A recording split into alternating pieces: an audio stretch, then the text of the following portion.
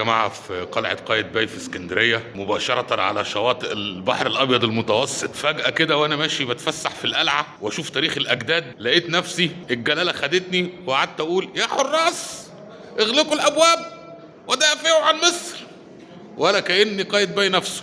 دي القلعة من فوق من الدور الأخير، بص كلها مصفحة ما شاء الله، قلعة كده ما يهزهاش الريح. دي بقى بناها الحاج قايتباي سنة 1477. بناها ليه بقى؟ تخيلوا كده، عشان يدافع بيها عن اسكندرية. ليه؟ لأن اللي يحتل اسكندرية يحتل مصر، لأن اسكندرية هي بوابة مصر. فالحاج قايتباي بنى القلعة دي وقال لك مفيش حد هيخش ولا يعتب لا اسكندرية ولا أي حتة في مصر. ضد مين تحديدا؟ يعني احنا كان ايه الخطر اللي بيهددنا في الوقت ده؟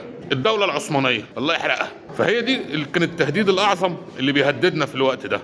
فبنينا لهم القلعة دي مخصوص. ورغم ذلك نجح ولاد الجزمة انهم يحتلوا مصر مع سليم الاول لما هزموا طومان باي.